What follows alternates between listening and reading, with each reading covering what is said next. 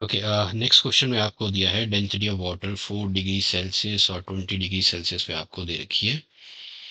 And increase in internal energy of water, आपको 4 kg of water आपको find out करना है when it's heated from 4 degree celsius 20 degree celsius. यहाँ पे specific heat capacity of water जो है ये गलत है। इट्स एक्चुअली ये आपका होना चाहिए 40, ये 4.2 है तो ये किलो जूल होना चाहिए यहाँ पे। 4.2 किलो जूल, या फिर 4200 अगर जूल में चाहिए तो जूल पर केजी होना चाहिए पर केल्विन। जूल फॉर 1 केल्विन आपका ये। ओके, तो या तो आप 4200 जूल पर केजी केल्विन लेंगे या फिर 4.2 किलो जूल होना चाहिए। तो इस टाइपोग्राफिकल एरर को हम 4200 लेके करेंगे तो मेरे पास जो आंसर था वो फोर्थ वन आ रहा है। चेक कर दे, नहीं तो आंसर जो है आ ही नहीं रहा है। ओके, तो मैं 4200 लूंगा यहाँ पे। अब सबसे पहले हम यहाँ पे इंटरनल एनर्जी फाइंड आउट करनी है तो first law of thermodynamics use करेंगे। आपको देखो, इंटरनल एनर्जी के लिए आपको चाहिए होता है, फर्स्ट लॉ ऑफ थर्मोडायनेमिक्स बोलता है कि जो हीट एडेड है, heat added to the system, वो कुछ हो चली जाती है इंटरनल एनर्जी में, कुछ चली जाती है काम करने में इसमें। तो मुझे एक तो ये फाइंड आउट करना है। तो फर्स्ट लॉ ऑफ थर्मोडायनेमिक्स जो है, according to the first law of thermodynamics, change in internal energy is equal to हो जाएगा heat added minus the work done.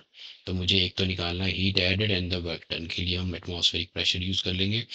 तो heat added to 4 kg of water is equal to आ जाएगा mass of water, specific heat capacity of water and change in temperature. Mass of water है 4 kilo, specific heat capacity of water ले लेंगे 4200 joule per KG kelvin. Change in temperature, अगर आप इसे यहाँ क्योंकि चेंज है तो we can directly minus them, अगर केल्विन में भी करोगे तो सेम आंसर आएगा। 16 केल्विन ले लेते हैं पर डिग्री। ओके, ये आपके पास आ गया। तो इसको आप मल्टीप्लाई किया तो आपके पास आंसर मिलेगा, this is 26880 joule. This is the heat added given. तो 2,26,800। ओके फाइन, अब हम निकालते हैं वर्क डन। तो वर्क डन में रहता है, वर्क डन अगर आप निकालोगे इधर, तो मैं निकालता हूँ नेक्स्ट पेज पे। तो work done is equal to रहता है pressure into the change in volume. Okay, तो change in volume is equal to हो जाएगा P final volume minus the initial volume. अब वॉल्यूम जो है, वॉल्यूम रहता है देखो, डेंसिटी इज इक्वल टू रहता है मास पर यूनिट वॉल्यूम। तो वॉल्यूम इज इक्वल टू हो जाएगा आपका, this volume is equal to, अगर मैं इसको उल्टा कर दूं तो ये क्रॉस मल्टीप्लाई करो तो हो जाएगा m बाय द डेंसिटी। तो यह आपका फाइनल वॉल्यूम। अब फाइनल डेंसिटी कितनी है? फाइनल डेंसिटी है 998। ये देखो 998 पे 20 डिग्री सेल्सियस पे 998 डेंसिटी है, 4 पे 1000 है, तो ये रिस्पेक्टिव डेंसिटीज लेनी है। तो वॉल्यूम के लिए ये फॉर्मूला, मास आपका 4 ही है, डेंसिटी आपकी हो जाएगी 998, मास फिर से 4 है, डेंसिटी आपकी इनिशियल जो है वो 1000 kg पर मीटर क्यूब है। प्रेशर, एटमॉस्फेरिक प्रेशर जो आपको जो दिया गया है, that has to be 10⁵ pascal, 10⁵ pascal. Okay, अब यहाँ पे मैं अगर इनकी वैल्यूज कन्वर्ट कर लूँ तो भाई आ, क्या करें, डिवाइड ही कर दें इसको भी। अगर आप डिवाइड कर दो तो मेरे पास इसका आंसर आ जाएगा 0.004 के आसपास ही है।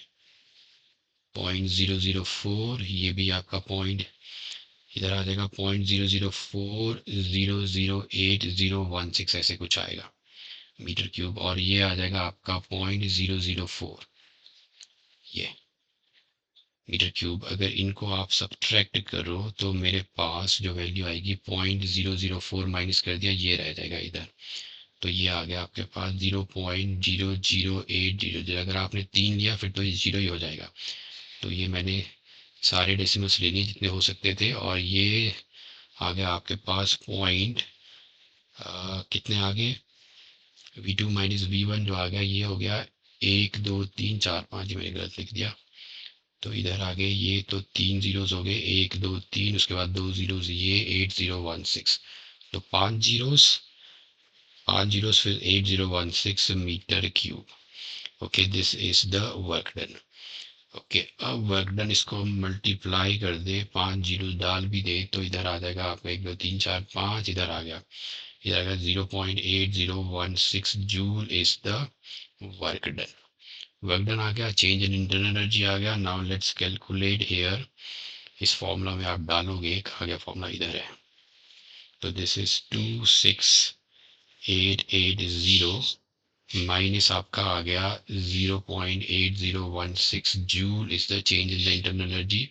जब माइनस करोगे तो आपके पास आएगा 268,799 पॉइंट आ जाएगा 1984 जूल। ओके, ये है आपके पास 1984,268,799। तो अगर इसको मैं राउंड ऑफ करूं तो दिस गिव्स मी 268। देखो, अगर ये आंसर आपको चाहिए तो 268,799 राउंड ऑफ करते हैं इधर up to 1 decimal place 2 joule आ गया। तो ये आपका ऑप्शन है fourth one. Fourth is the correct option here. तो फर्स्ट लॉ ऑफ थर्मोडायनेमिक्स आपको लगा रहा था इधर पे।